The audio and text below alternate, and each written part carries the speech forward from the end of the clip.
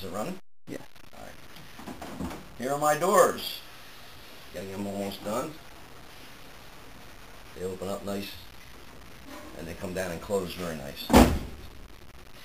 And when you open them up, if you look under here, you'll see I have a seam that runs all the way around and all the way down the bottom of the door, and it comes all the way around here, up underneath, and around the hinge.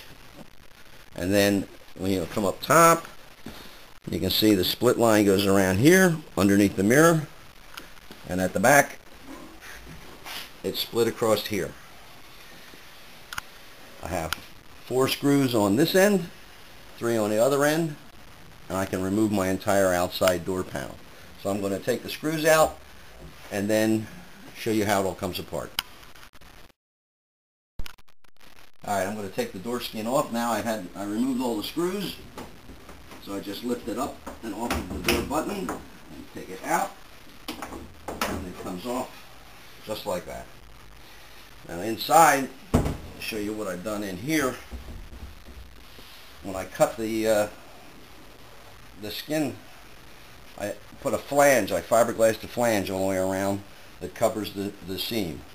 Inside the flange, there's a 1/4 inch round steel rod, goes all the way around. I have weld nuts on here for where the screws attach, and I put sheet metal hooks on here that hook over the mounts inside the door. Across the top, I have a metal frame with a tab for the door handle and tabs that go up and pick up the screws that hold the window trim on, window wiper trim in place. Now inside the door, down here at the bottom, you can see I have steel framing comes out. When the glass comes down all the way, it comes right over top of this, and it comes over top of the one in the front. And there's some 1/4 inch rod with some vinyl tubing over top of it, and that's what these hooks hook over. That way there's no screws across the bottom edge. It's nice and clean. The screws only occur in the door jambs, front and rear. So when I put the door skin back on, it goes on just as easy.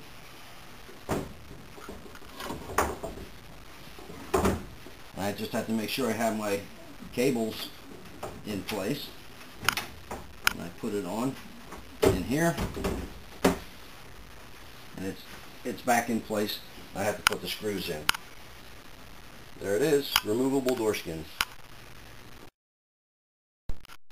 I'm going to use the same trim that I use around the windows to fill this gap on this end and around here at the front too, and around the side.